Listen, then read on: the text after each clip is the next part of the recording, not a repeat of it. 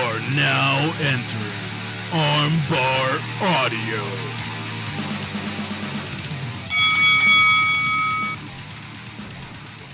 Talk is Jericho, baby. Talk is Jericho. Talk is Jericho, mama. Talk is me. Welcome to Talk is Jericho. It's the pod of thunder and rock and roll. I'm your host, Chris Jericho. Next to me is my trusted companion, Chris Jericho.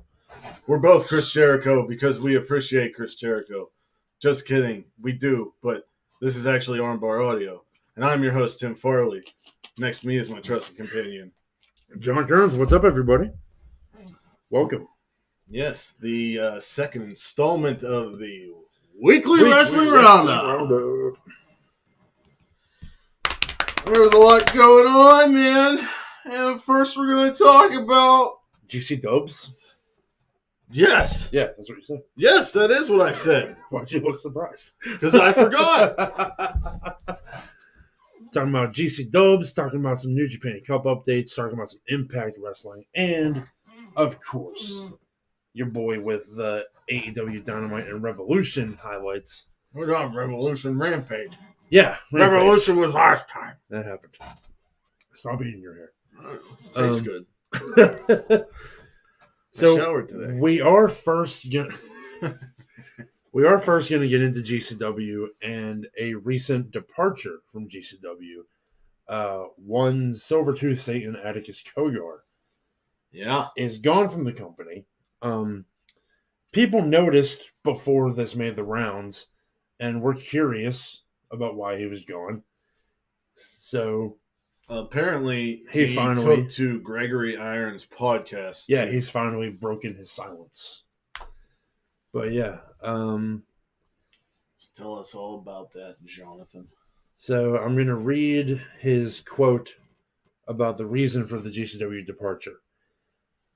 Yes, I am gone from GCW. It's simply because me and the office, we just don't see eye to eye on the way the business is handled. And I think the locker room is extremely toxic for someone who has battled with drug issues. I think it's toxic for someone who's battled mental health issues. And in this, all strictly my point of view, I'm not speaking for anybody else that's in the Game Changer Wrestling locker room. If other people don't feel the same way, that's on them. And that's fine. It got to a point where my mental health is bad. It got to a point where I was doing every GCW show, and I was very, very loyal for the exposure. I was very loyal to Brett. It got me to where I am today, and I'm very thankful for that. Very grateful. We didn't get along towards the end.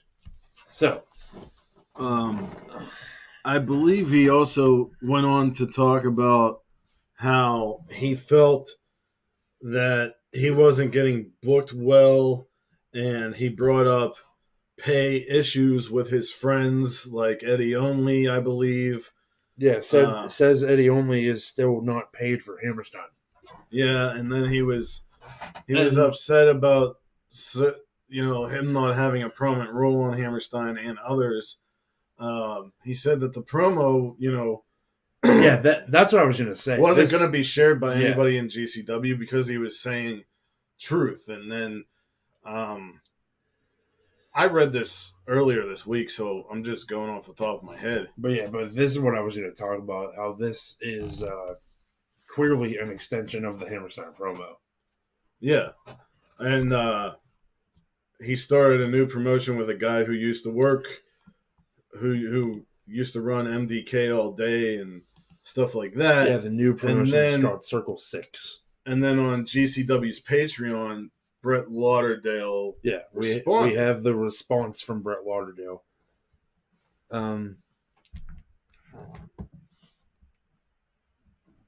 So yeah. So more from Cogar, more like in depth when he says, Cogar says, I decided to step away from GCW.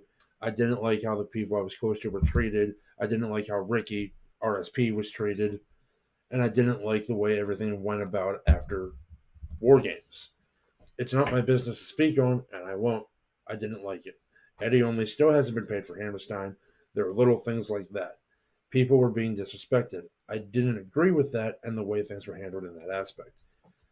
But now we have Lauderdale responding.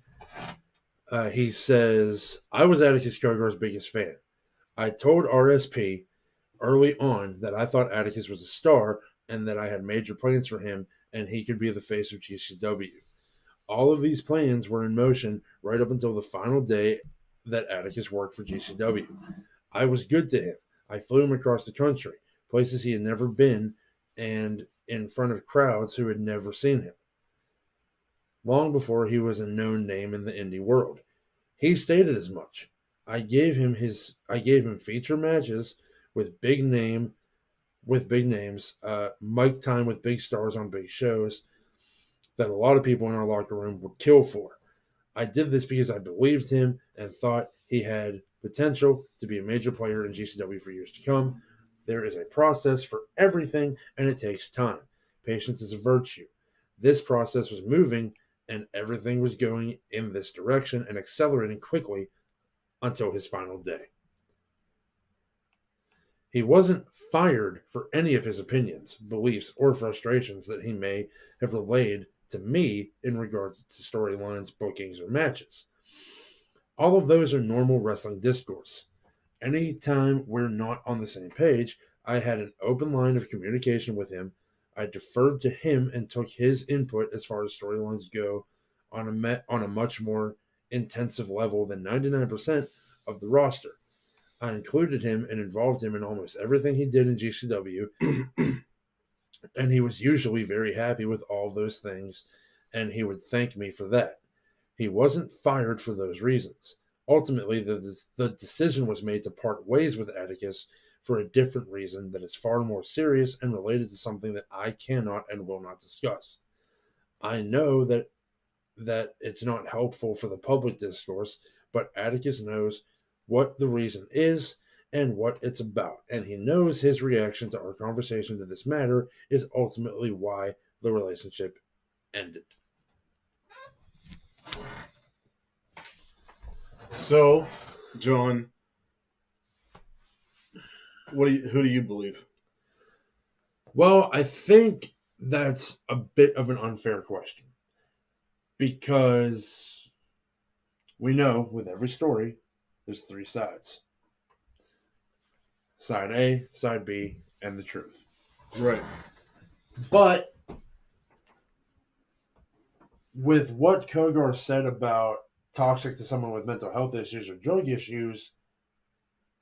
Well, apparently in the past, Janela has even said that. Yeah, which makes sense, but Janela's still there. But I think Brett also talks about the whole locker room situation. Does he? Yeah. Let me see.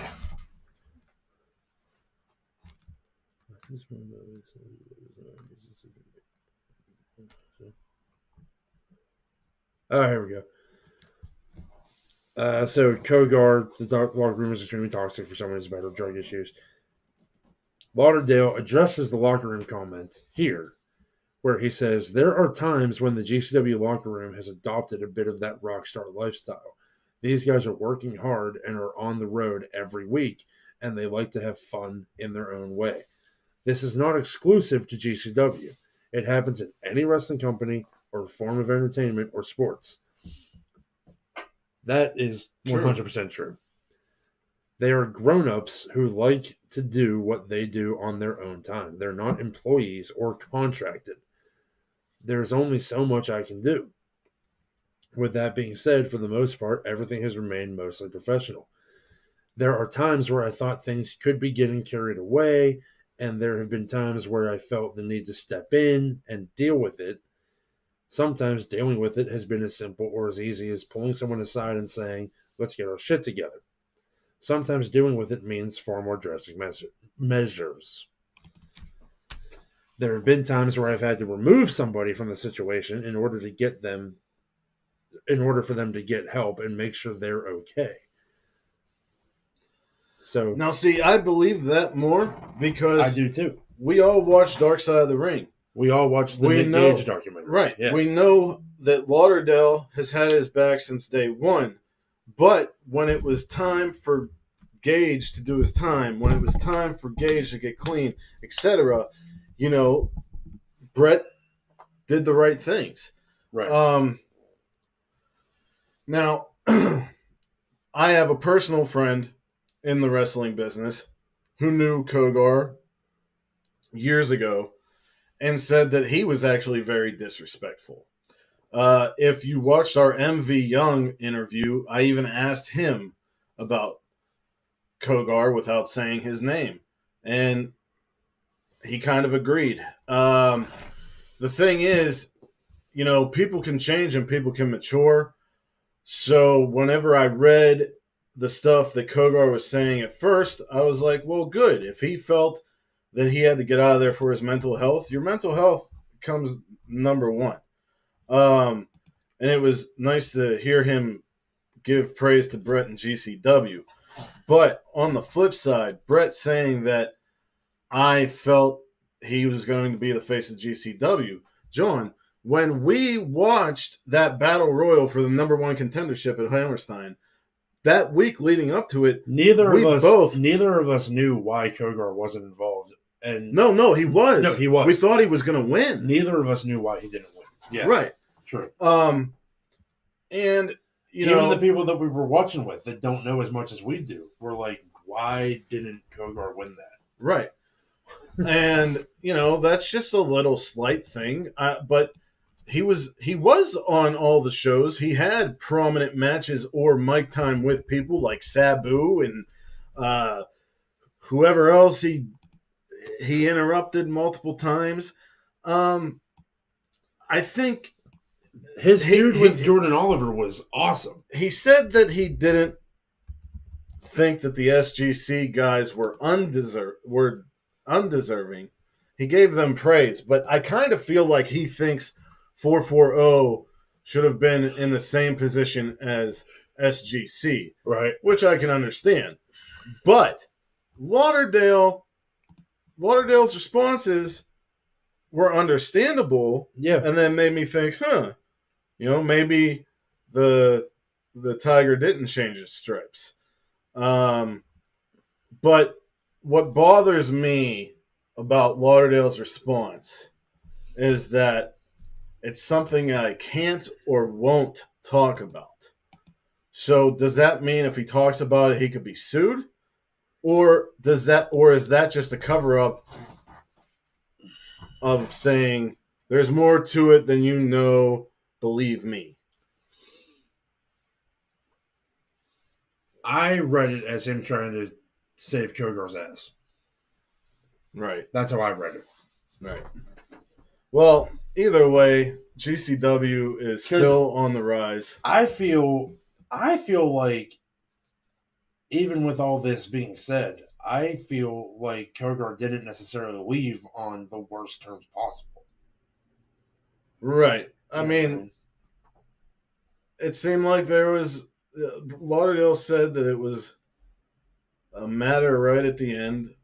They both kind of said that they disagreed on something, but Kogar's reaction was so bad that it, and if Vince McMahon can... And that's shit that's happened. I mean... If Vince McMahon can forgive Stone Cold, Ultimate Warrior, and bring them back, Kurt Angle, a guy like Lauderdale, who's, way more liberal, Cogar could come back to GCW, but either way, both parties will still excel.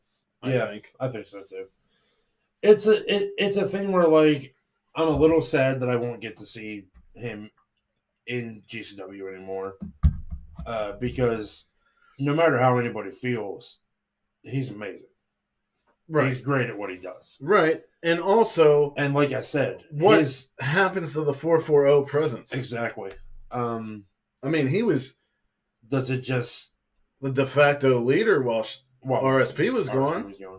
And we still don't really know if RSP is going to be back in GCW anytime soon. So, yeah. I'm not sure. But... I think and hope that both parties will still do very well for each other. And like I said, The Cogar Jordan Oliver feud is one of my favorite things GCW's done this past year. I really wish they would have saved that blow-off match for Hammerstein. I do too. I think it's. I still think it's kind of dumb that it didn't happen there.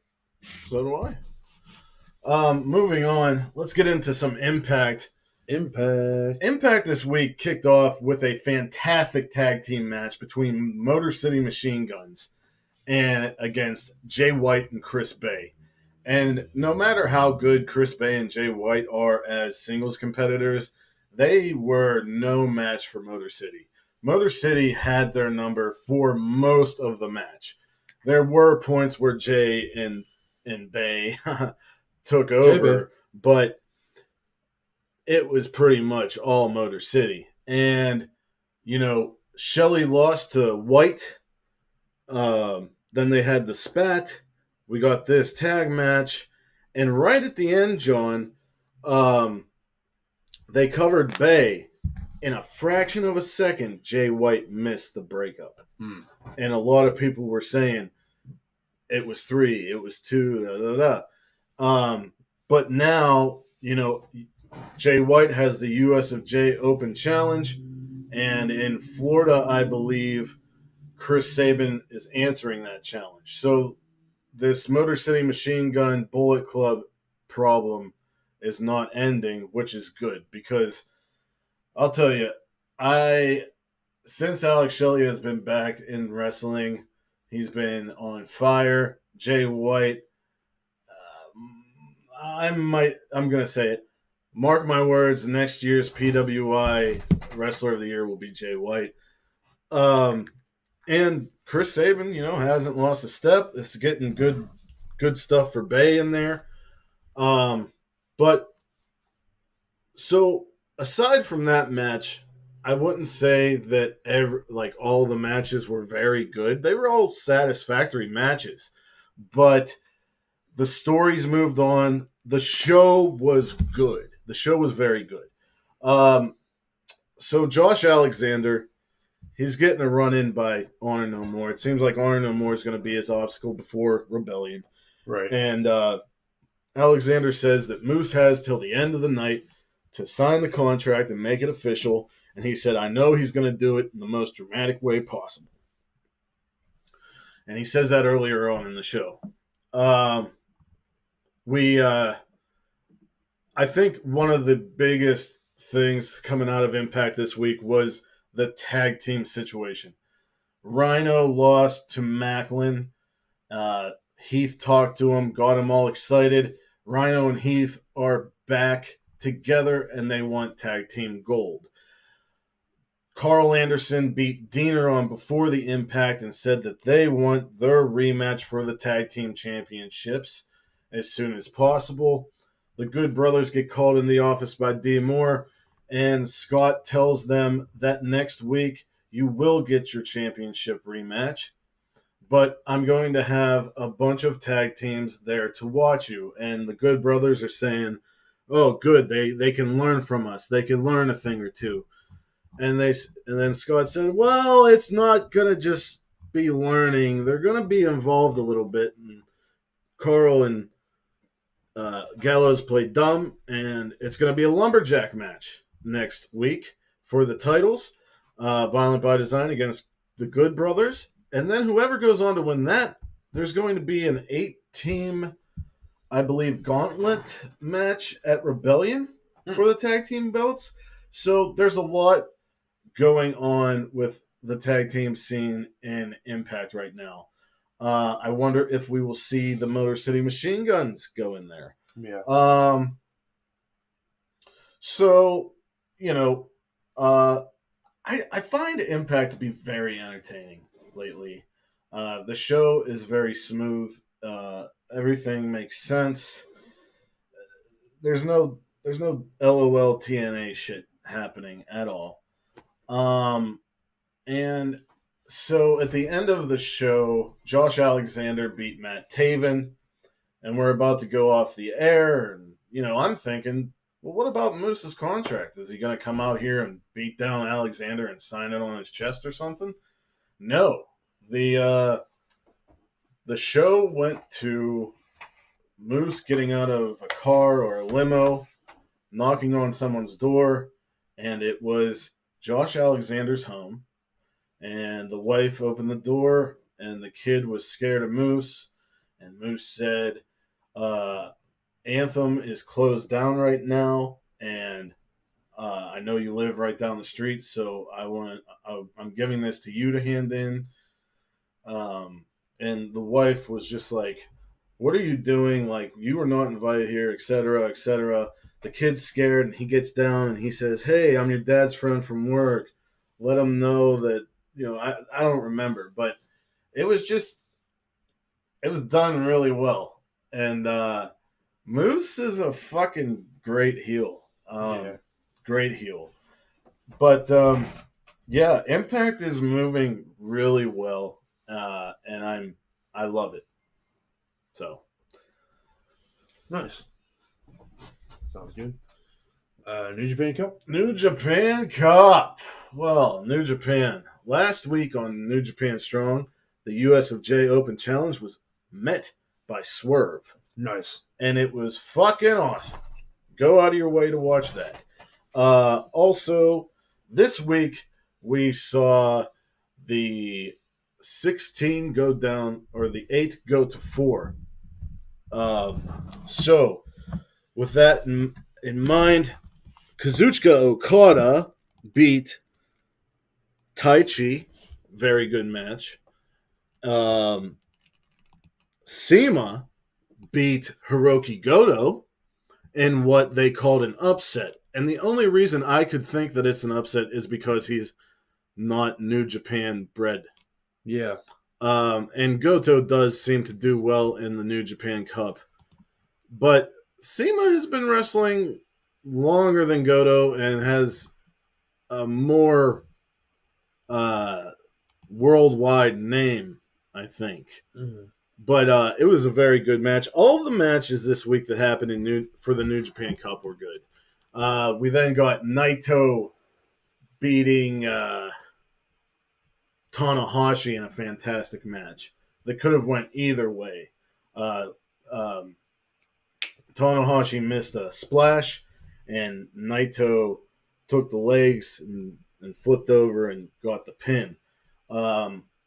Jeff Cobb beat Yoshihashi. Yoshihashi targeted the leg of Cobb and gave himself a fighting chance. Of course, the leg was injured by Tetsuya Naito at Wrestle Kingdom, which sidelined Cobb for 2 months. So the next round, we will have Okada against Strongheart leader Sema, and a rematch of Wrestle Kingdom, Jeff Cobb against Tetsuya Naito. On the other side of the bracket, we had Zack Sabre Jr. defeating the Great O'Karen, as Zack would call him, which is funny. The backstage comments, if you don't want to watch them, just make sure you watch Taguchi and Zack Sabre Jr. They're the best promos. Taguchi said, take a whiff of me and purify your mind. What? He's an odd cat. Dude, he's hysterical. Yeah. But Sabre tapped out Ocon in a similar fashion in the same fashion he did to Shingo. The triangle arm thing, whatever, go-go plata, whatever you want to call it. And then Ocon tried to slam him, but he just extended it more, and it was too much. In Ocon's backstage comments, he talks about a lot of things. He's talked about Zack Sabre Jr., he's talked about the United Empire, this and that, but he always comes back to something. And it's Kota Ibushi. And he's saying, he's asking Kota Ibushi to come and pay back all the fans that he sucks up to.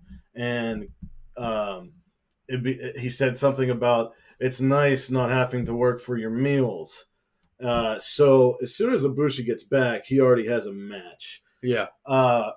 Also, Sho has been attacking Desperado. He wants a title shot.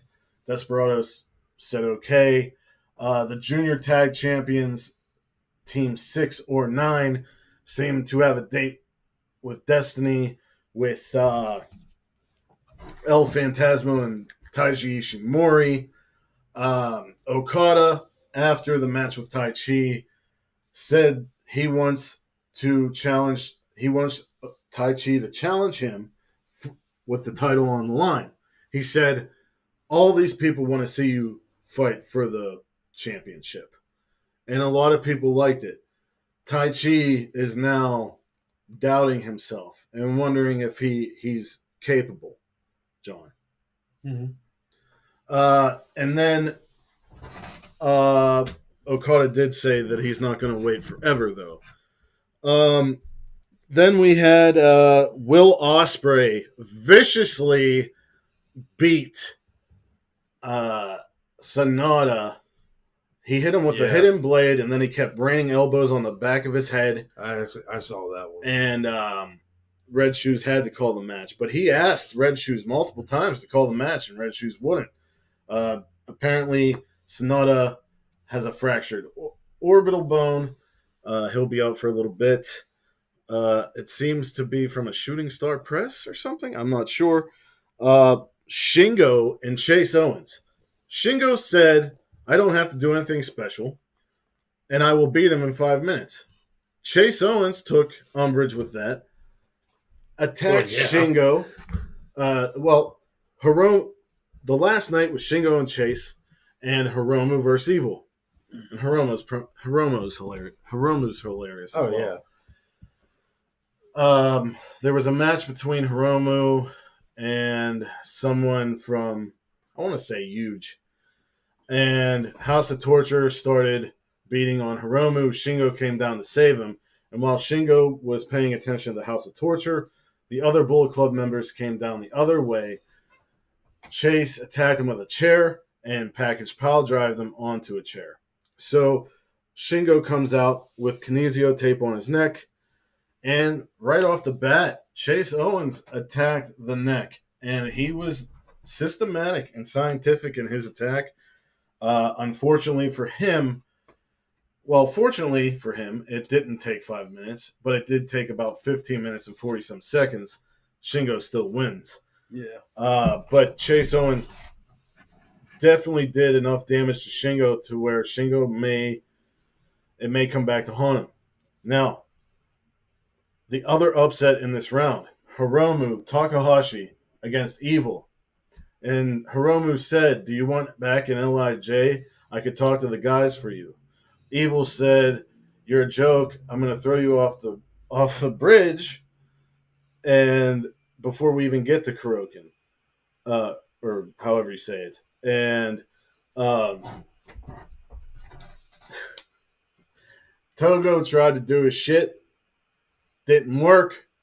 Hiromu beat Evil with Everything is Evil. And he said that Evil did put him in the river and he saw a shark. And he asked the shark, how do I get to Kuroken Hall? And he said, do you mean the Gardens of Kuroken? And he said, sure. And he made up this whole story, hysterical. And then he said, after the match, he said, Evil, it feels like you have gotten weaker since you left LIJ and you started House of Torture. And I said, you damn right. Mm-hmm. And he said, if that's where you're happy, then so be it. But you are not the person you were. So, John. That's what everyone's been saying. We have Okada against Sema. We got Cobb and Naito. We got Ospreay and Sabre. Sabre has been calling Ospreay Billy No Brains. And he said, last year, I tried to put a submission on you and I broke your nose. And this year, maybe I'll knock some sense into Billy No Brains. He said, miracles have happened. And not long ago on this show, John, we had a tournament, a fantasy tournament called Give Thanks for Violence. One of the first matches was Shingo against Hiromu. Yeah. And we're going to see it next week. this Sunday and Monday, I believe. During one of the post shows, Will Ospreay was talking about how this is his cup. He's the defending champion. His mind is on this. But then he started talking about Warrior Wrestling and how Trey Miguel and Blake Christian are saying all these things. And he said Trey Miguel might show up for every show, but more people tune in whenever I show up. He said, and who is Blake Christian? He said, if you look up dollar store Will Ospreay, you get Blake Christian. And I don't know about that one. then he said, but I do feel like I'm being ignored by someone. He said he has called out this person at Rev Pro, but he said it again. And he said, John Moxley, you are a pussy. You said that you wanted to fight the best wrestlers New Japan has to offer, and I'm right fucking here. Yeah. And he said, you're too busy being slapped around by Papa Regal. And I'm over here winning. And he said, all I want you to do is say my name. Ospreay keeps saying, say my name. And I know what you mean. we have had a response by Mr. By the Moxley. unhinged one? Yes. Moxley said, I think yesterday or today, I don't remember, but New Japan Windy City Riot, which happens April 16th on Fight TV, and will be on New Japan World at a later date. Oh, yeah. Moxley said, like the wise man once said, don't start, nothing won't be nothing. I can't believe it's come to this. I thought we were cool. We shared Korean barbecue together. We walked around stupid in the streets of Tokyo together drinking strong zeros. I thought we were cool, but you think you can pick up a microphone and say whatever you want. You think you can put my name in your mouth. You think you can say whatever you want. Just because there's an ocean between us, it won't get back to me. Nuh-uh. It's time to learn that your words have consequences. I may have never seen a wrestler in the ring, a performer more talented than Will Ospreay. I wish I had just a fraction of the talent of Will Ospreay. But it might be time to beat some humility into Will Ospreay because he's walking around acting, talking like a clown. And there's no faster way to learn humility than to have to vomit up your own teeth after they get knocked down your throat. So on April 16th, I am going to pound Will Ospreay into the mat like a railroad spike. We could do it at New Japan Windy City Riot, or we could do it in the parking lot. Either way, it's all the same to me. I'll be in Chicago on April 16th either way. Two of the best in the world, John. Oh, absolutely. And the show is shaping up to be pretty good. What else is on that show? No other matches have been announced, but there is a plethora of talent. I believe Ishii, Finjuice, I want to say Jonah, Jay White. Let me see real quick, and then we will move on to our last subject. I'd imagine Naito will be there and Okada. Oh, I don't know. That's all. So far, it's Brody King, David Finlay, Fred Rosser, Great-O-Khan, Jay White, Jeff Cobb, Jonah, John Moxley, Juice Robinson, Carl Anderson, Luke Gallows, Minoru Suzuki, Tom Lawler, Tomohiro Ishii, Will Ospreay, and Yuji Nagata. Very nice. That's a good talent list. Yes. And tonight on New Japan Strong, I believe it's the headliner, Chris Bay, Swerve against Blake Christian. There's also Ren Narita against Buddy Matthews and Fred Yehai Kaita and the DKC against the Stray Dog Army. Should be a good hour of wrestling. Yeah. It usually is. Mm-hmm. Yeah. Aside from Rampage, it's probably my favorite hour of wrestling. Yeah. Because I think Impact's an hour and a half. I don't know. Fuck it. I think Impact is technically 2 hours, but when we watch it, all the ads are cut out. I did want to say that. John and I both, on YouTube, there are 2-tier subscriptions for Impact Wrestling. For $1.06 a month, you can watch the Impact Wrestling Weekly Show when it airs on YouTube, commercial free. On Thursday. On Thursday. Yeah, or any day you want to watch. But what I'm saying is that it's not even like you have to wait a day. Right. So they went off Twitch where you didn't have to pay. They're only making you pay $1.06. There's benefits to it as well. You get some other stuff. And the higher tier gets more. You get those custom chat emojis. Yeah.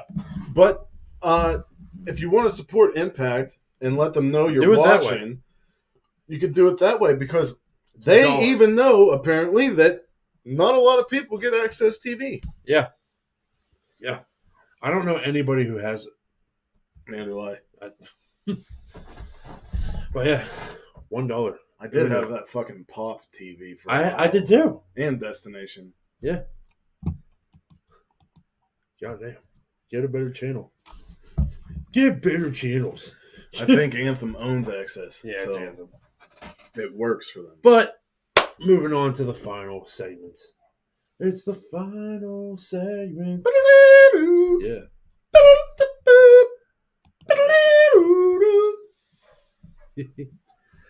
We're going to talk about AEW Dynamite and AEW Rampage. Dynamite from March 16th, Rampage from March 18th. First thing I'm going to talk about with Dynamite was the second showing of the tag team of Jon Moxley and Daniel Bryan. Bryan Danielson. There it is. The Death Dragon Dojo, as I call them. Death Dragon Dojo. This time we had Regal on commentary, which was awesome. Mm-hmm. Love hearing Regal talk about wrestling. Yes. In any capacity. And his talk as Jericho this week was fantastic. Amazing. Also, emotional. Last week's Renee had Lindsay Dorado on, and that was fantastic. I'm gonna have to listen to that. Renee and Jericho have been getting some good pretty stuff. Consistently great podcasts. Yeah. And I always like Jericho's paranormal stuff, so the one that he dropped this week, I'm very interested in.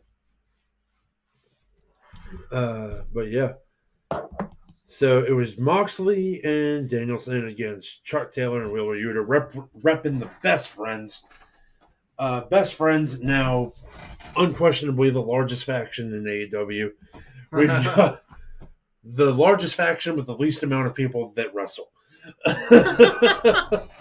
Well, Chris is the only... I mean, Danhausen's the only one who doesn't wrestle. Well, but I'm saying, like, Cassidy doesn't really get in the ring very often right now, especially now because he's got the arm in the sling. Oh, right. I forgot about that. And we got Chris Statlander, who we'll talk about later. She's got some pretty interesting stuff going on. Yeah, I wonder... about it. I wonder if she's even going to be in Best Friends anymore. Yes, that's... I wonder if somebody else is going to even be in Best Friends anymore. But that's what we're talking about. That's what we're talking about. So the match was amazing. Chuck Taylor looked better than he has probably in his whole AEW run in this match. But we're not talking about the match. We're talking about what happened afterwards. Yes, and during, Regal said that guys are going to learn by being in the ring with John and Brian or watching them. Yeah. Meaning that this may not be the faction that we thought it was going to be. Exactly. So, Wheeler Yuta and Chuck Taylor eat the loss, of course. Obviously, they're building up Moxley and Danielson. But Wheeler Yuta, while the Best Friends are making their way back up the ramp after the match, while the other team is celebrating in the ring, Wheeler Yuta stops and lets the rest of the Best Friends go forward. And he turns around and he walks with purpose back to the ring. And he knew his name was mentioned by Danielson. Yes. Mhm. So he gets in the ring, and he's jaw-jacking with Regal, and he puts the hand out, and it's met with the slap, which we have now dubbed the slap of approval. Yes. Because Regal, after the slap, they were still talking. And it seemed like Regal was saying nice things, but also happy. saying, you need to get out. I think at the end he said, you need to get out of here before it gets hectic Worse. again. Or something like that. I don't know. Yeah, I liked it a lot. And I want to see more of this. But this show and last week's show make me, the tag team situation in AEW is wild. Yeah. You have this Danielson and Moxley thing happening. You have FTR and Young Bucks happening. You have Jurassic Express apparently still having issues with Red Dragon. You have the Acclaimed who are up there. Private Party. We now have the Hardy Boys. Yeah, I was just going to say, we now have the reemergence of the Hardy Boys. And we're seeing Death Triangle and the House of Black and the Andrade Family Office, yeah. Andrade Family Office and the Hardys with Sting and Darby. And we always talk about trios titles, and look at what's going on. There just quite simply is not a better tag division. I agree, but also what they're doing with other tag teams, and they're putting them all these things together. You have a trios thing here with House of Black and Death Triangle, and you're starting to see a 4-man or a 3-man on the Andrade and the Hardy Goth side. So just do the damn thing. Do the trios belt. And if you've noticed, they've started using the word trios a lot more liberally. They always have. But I'm talking like on the lower thirds, they have trios records. They have making trios debut. They have won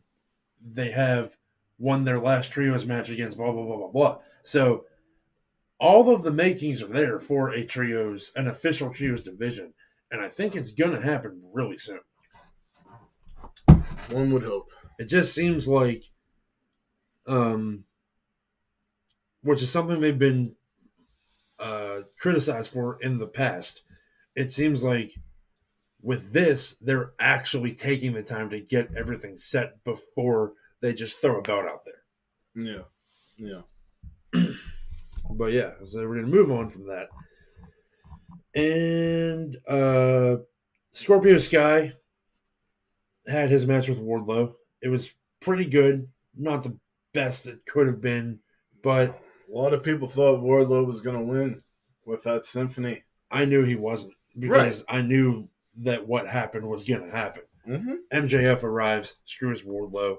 Wardlow versus MJF at Double or Nothing, which I'm assuming is going to happen, is going to be a hell of a match. Yeah, I'm here for it. And Wardlow even took to social media and talked about the comparisons to Batista. Yeah. And he said that he loves it because he looks up to Batista. And he also said the parallels between Triple H, MJF, Wardlow, Batista. Oh, yeah. Hardys made their official AEW tag debut against Private Party. Match was pretty good. I'd say it was standard. It was standard Hardy stuff, standard Private Party stuff. It's really cool to see Private Party have like their entrance again and all that, though. I love that. And I like that Quinn's back. The rest of the Andrade people ran out and tried to do a beatdown, but Darby Allin and Sting came and made the save. We'll get more of that on Rampage. What about something else? Jericho. Oh, that was just a promo, really. Yeah, but he came out and he said, "We're sports entertainers. We beat up pro wrestlers." And he said he gave reasons why everybody was there, and I loved how he brought up the guys from Buffalo getting in that accident and how he didn't know them and gave them money because I knew that was real. Yeah. I had known about that and how he talked about 2.0 when they got fired. He had them come on the podcast and he saw something in them. And like I said last week, and he talked about how Hager saved his life. Daniel Garcia does not have to be with Danielson and Moxley. He has to wrestle them. Yeah. He needs to be with Jericho because Garcia lacks promo skills. There's no one in that company who he can learn better from than Chris. Oh, Jericho. Absolutely. 100%. So, yeah, Jericho Appreciation Society is already stellar in my book. It's a great group of heels, too. I'm here for it. I mean, 2.0, you can't not hate them. They're literally, they're so entertaining to me. They're the guys that you love to hate. Yeah. But really actually hate. So the main event was one of the best matches in AEW history. Duh. Obviously, it's Thunder Rosa and Britt Baker. Two of the best females, two of the best wrestlers in the world today. I really liked how escaping the cage was not a way to win. Yeah. Everybody has WWE brain, man. That's the only reason that they think that rule. I know is a thing. That's why I liked that it wasn't. It wasn't before WWE. Right. But anyway, Thunder Rosa comes out with this awesome entrance with an all-female mariachi band. It was really cool. I loved their makeup too. Got to get that big hometown entrance, Britt Baker pays homage to Scott Hall with the Outsiders themed gear, which I really loved. Hiroshi Tanahashi, Bad Luck Fale. There was a few New Japan guys that I watched during backstage comments and through the shows that did that. Yeah, I hear chatter that Kevin Owens opened up his promo on Raw with a "Hey Yo," which was awesome. That's awesome. JR kicked off Dynamite with a "Hey Yo." Hey Yo, it's Wednesday night. You know what that means. That's so awesome. Double homage. Yeah. Rest in peace to Scott Hall. Yeah, definitely. One of the original Good Brothers. Oh, hell yeah. So yeah. Paul Turner had a great ref bump. It's done cheesily a lot. His was great. And it opened up for Aubrey to get out there and make the pin. A lot of blood. Lot of discourse and division about the blood. Yeah. Within the IWC. Fuck them. If you don't like something, just don't watch it. That's what I did. I don't watch WWE programming. You don't hear me talking about it. Yeah. It's really easy, actually. Yeah. You just love to hate. People just love to hate. Yeah. It's weird. Yeah. And they love to hate things that they praise about other things is another thing that I've noticed. Right. But it's okay. Right. If WWE did that next week, they'd be like, oh, that's fucking awesome. And the AEW fans may talk shit on it. It's ridiculous. Britt Baker got thrown into what I described as a Matt Justice level chair contraption. It was a mountain of chairs. But yeah, the whole thing ends with Thunder Rosa picking up the win and becoming the new AEW Women's Champion, which we knew was going to happen. It had to have. And like, even though everybody knew and was pretty sure it was going to happen, it didn't cheapen the moment at all. Oh no! And that's a thing that you see happen other places. Because we first expected it at Revolution. Yeah. So when it didn't happen, everybody said, okay, well, it better happen here. It better, not it's going to. Yeah. So So yeah, I also liked that And Hater and Rebel weren't there. Yeah, it made more sense for it to happen here. Yeah, and like I said about MJF last week, how he's never going to lose his spot. Britt Baker's not going to either. Not at all. She does not get hurt by losing this title. No. She will have that title again and again. But it was time. It was time. Yeah. I really loved that they didn't cut off, because normally the end of the match happens and it's, all right, that's it for us. Good night, everybody. And it goes off.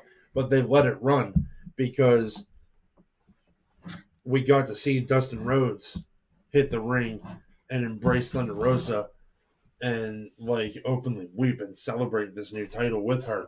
So the Texans stick together, you know? Yeah.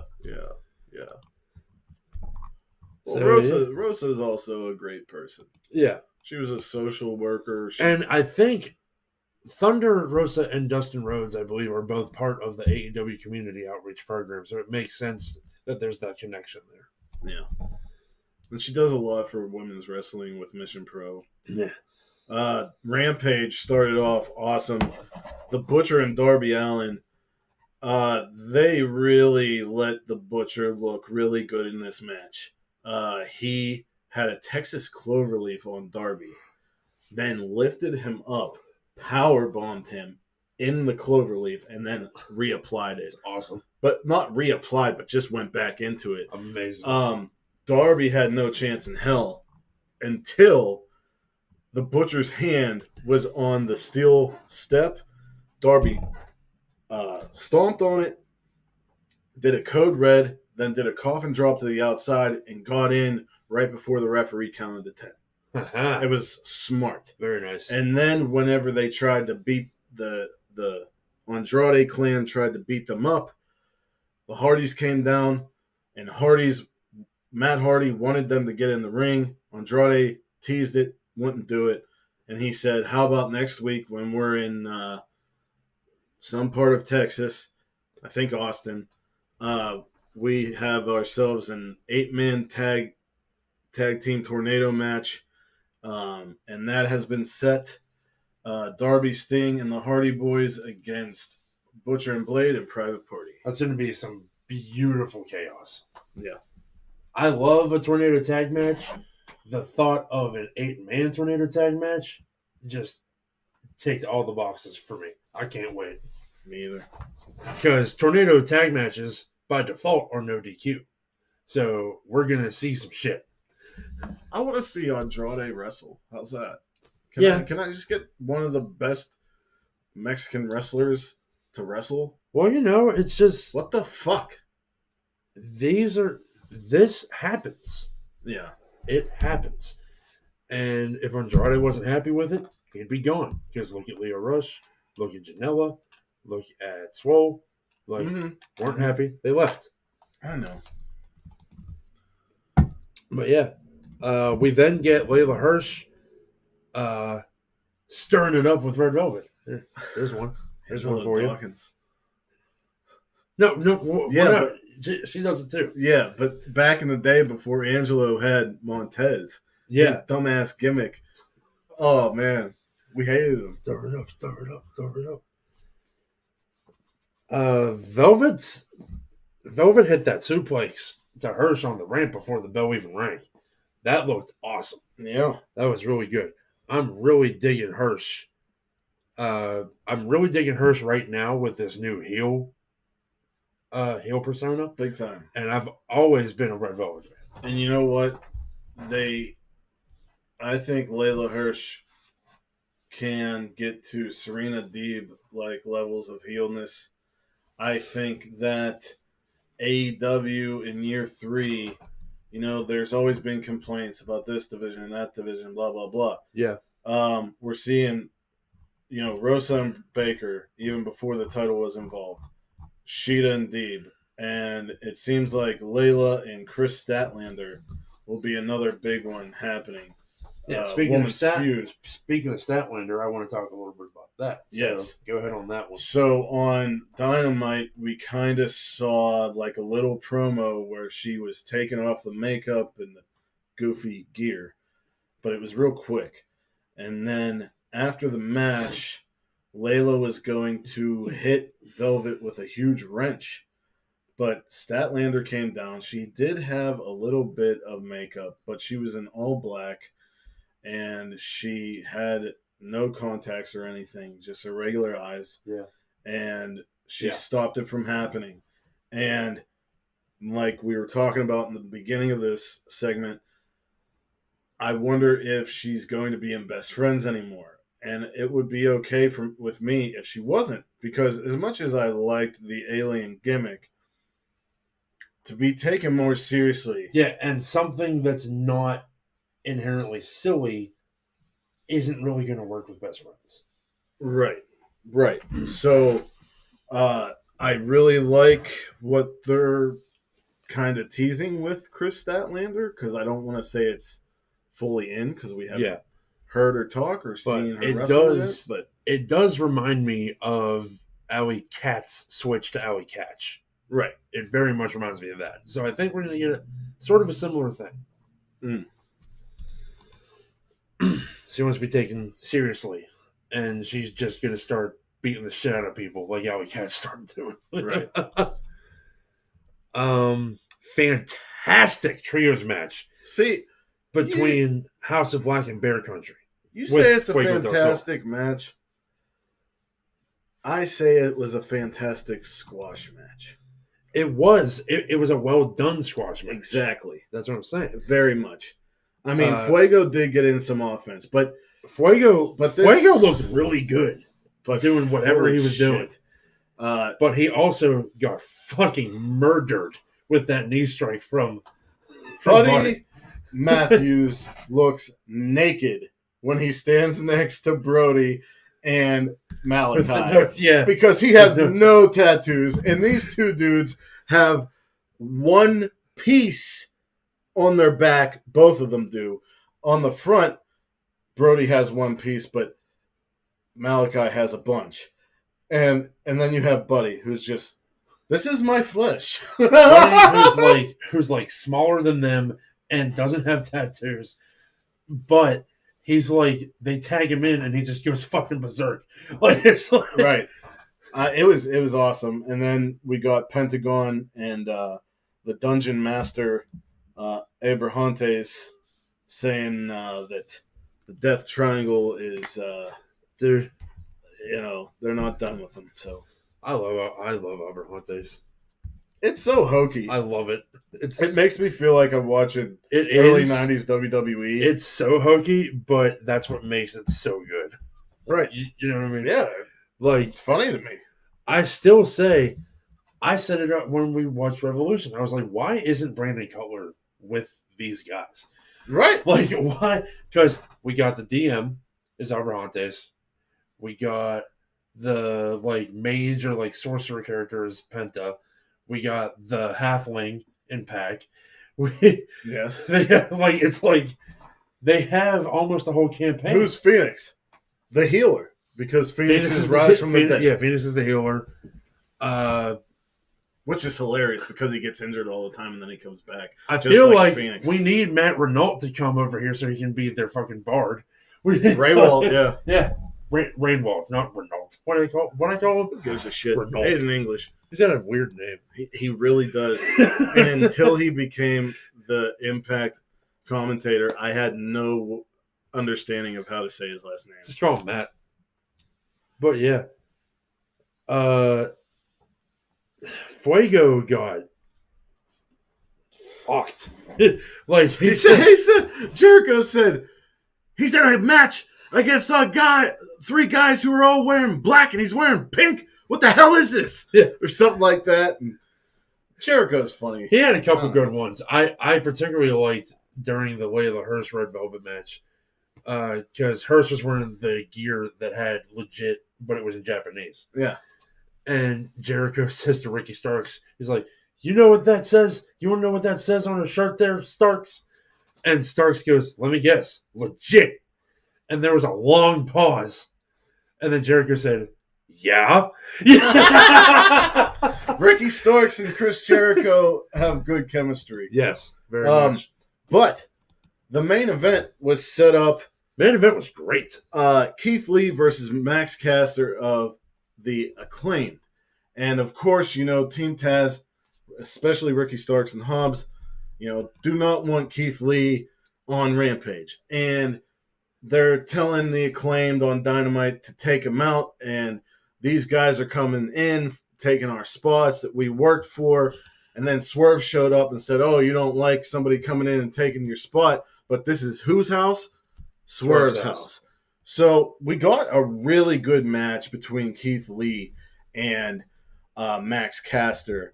At first, it seemed like Max didn't have anything, but then he started working the limbs, and he was doing all kinds of stuff, and he ended up, like, Lee was in between the ropes, and he like, did a coast-to-coast on him, kind of, and but Lee ended up winning, but after the match, well, during the match, Will Hobbs came out to try and distract him, but he stood at the commentary table. Yeah. And then after the match, Hobbs went down. Ricky was trying to stop him.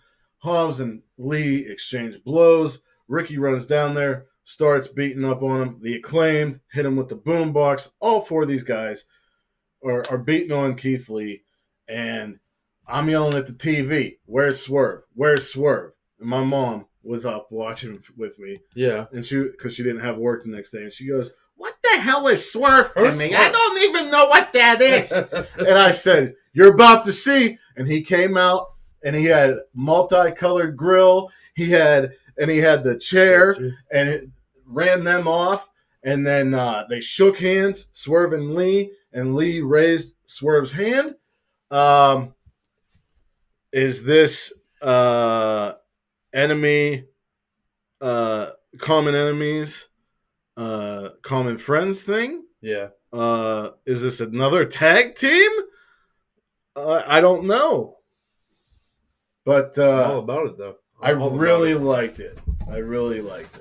I think the pickup of Swerve, I mean, we could talk about Keith Lee's pickup all day, but the pickup of Swerve is perfect. Yeah. Because Swerve can do anything. Swerve's young. Swerve has his hands in a lot of different things. And he has his head on tighter than someone else. Yeah. Swerve fits the AEW mold very well. Yeah. Because they are building, and I'll keep saying this, they are building the future of pro wrestling. Yes. I cannot wait until Nick Wayne turns 18 and can start being on AEW shows. I can't wait. As long as he's learning and he's still wrestling on the indies. Exactly. He's gonna be fucking incredible. Oh. He's already great. He's gonna be fucking incredible. I agree. So with that, I'm not gonna get there yet.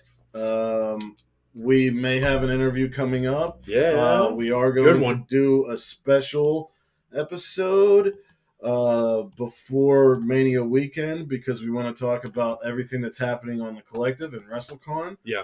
But those are special episodes. We are going to do this every week.